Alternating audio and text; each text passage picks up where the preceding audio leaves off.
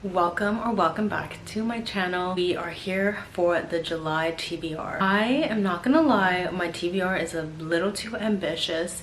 I don't expect whatsoever to get through all of these books, but these are all the books that are on my radar for this month. Chances are very low that I will get through all of these books, but I do hope that I get through a decent amount of them. We're not gonna do the TBR chart this month. I'm a little nervous because I have quite a lot of books on my radar. So let's start with my absolute must-haves for this month. First things first, I know everyone who has been watching me, or even if you follow me on my bookstagram, you're tired of hearing me talk about ACOTAR, but I don't care. I did read the first 3 books in the ACOTAR series, and I now want to read the novella A Court of Frost and Starlight. So I do want to read this one, and from what I know, this one is just a quick, cute story. It does say that it bridges the events that happened in the last book with the later books in the series. If I wasn't a mother, I would get through this in a day, but because I am a mother, I'm probably gonna take 2 days to read this. Next we have A Court of Silver Flames. She's a thick one. This one I believe is 750 pages. This one is about Nesta. Nesta is the sister of Feyre, who is the main female character in the first 3 books. I did start to like Nesta at the end of the last one, and I feel like she had a lot of character development. I really loved Cassian, so I am excited to read this book. Next we have Once Upon a Broken Heart, and this is by Stephanie Garber, the same author as Caraval. I only read the first book in the Caraval series, and I did tell myself I was going to read the entire series before I got into this one, but I'm not going to do that anymore. There's no like overlap of the story, but I think this one mentions some characters from Caraval. Once Upon a Broken Heart is a YA fantasy romance, and I believe this one is very like fairy tale-esque. This is about Evangeline. The love of her life is marrying someone else, and she basically strikes a deal with somebody, and that's all I know about this book, and I really want to go into it blindly. I need to get into this book this month. Next, I have books that are on my Kindle, which is Part of Your World by Abby Jimenez. Don't know too much about this book. I just know, I believe this one is like a small town romance, a little bit of an age gap where the woman is older, I think. I've been wanting to read this book for a while now, and I think what's pushing me to read it right now, I really want to read Yours Truly by Abby Jimenez. A lot of people say that it just makes sense to read it in order because she connects her characters and her worlds very well.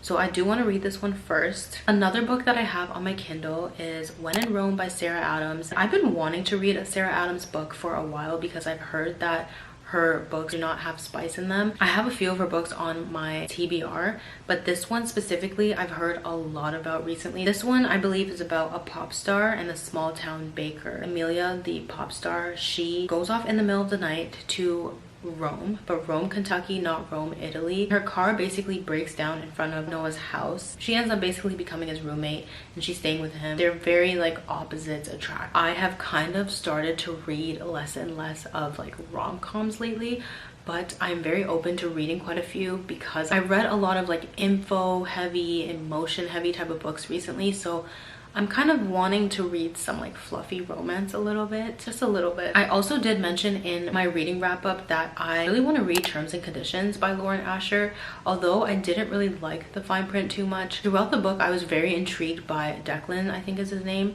Declan's story and his marriage of convenience. His grandfather wrote him a letter before he died telling him that the way to earn his shares or like his inheritance was he had to be married and like settle down and have a kid. So he basically is searching for someone to become his wife. His assistant Iris, I think she's the one who ends up becoming his wife, and that intrigues me. Only thing that is making me iffy, which I said in my reading wrap up, is I'm getting tired of the grumpy ex Sunshine. I'm just a little bit worried about continuing this series because of that, and I did find some things really cringy, but I'm still intrigued because I hear that this one is better than the fine print. So I decided to be the judge of that myself, and we shall see. And that's on Kindle Unlimited, so that's why I'm also going to read that one on my Kindle. I really do want to read The Serpent and the Wings of the Night by Carissa Broadbent. It even has a 4.44 rating on Goodreads, which is amazing. This one is about a adopted human daughter. She's been adopted by the Nightborn Vampire King. It's giving Hunger Games type of vibes, and it says it's perfect for fans of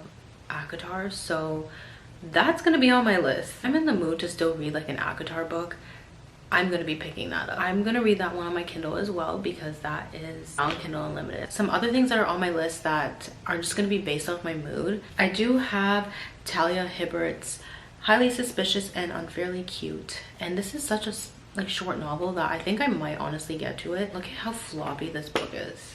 It's the best. It's very quick. It's a YA romance, and it's also by a Black author. This seems like a sports romance. It looks like it's like a friends to enemies to lovers type of story. Clearly another romance. I have Before I Let Go by Kennedy Ryan.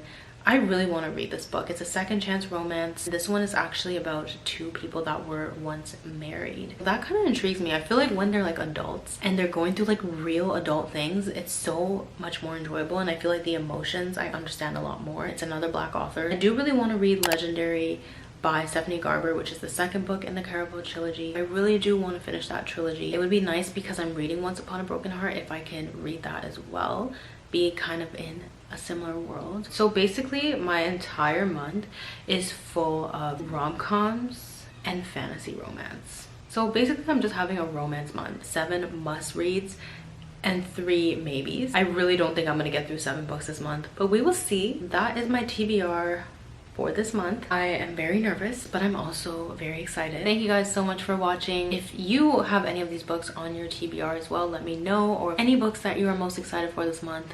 Leave a comment down below. Don't forget to like this video and subscribe if you haven't already, and I will see you in the next video.